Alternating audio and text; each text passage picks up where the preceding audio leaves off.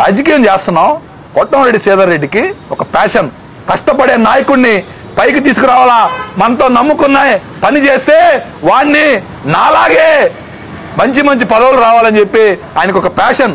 కష్టపడిన వ్యక్తికే టికెట్లు ఇచ్చాడు. బ్యాగ్లు తెచ్చిన టికెట్లు ఆయన. ఈరోజు కొంతమంది వైసీపీ నాయకులు నీకు రాసిస్తే వాళ్ళ కళ్ళల్లో ఆనందం కోసం నిన్ను దగ్గరికి తెచ్చుకోవాలని చెప్పి నువ్వు మాట్లాడడం సరికాదు. నీకు తల్లి అంటే గౌరవం లేదు. నేను చెప్పకూడదనా, కానీ చెప్పాల్సి వస్తా ఉంది. నువ్వు ఇందాకన్నావు నాకు ఇటువంటి భార్య దొరకడం అదృష్టం అని. ఆ భార్యను కూడా కొడతావు నువ్వు నగర ప్రథమ పౌరురాలంటావు. ఆ పౌరురాల్ని ఎన్నిసార్లు కొట్టావు?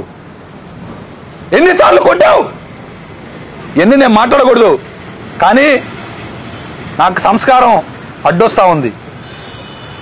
నాకు నీ గురించి మొత్తం తెలుసు, నా గురించి నీకు మొత్తం తెలుసు.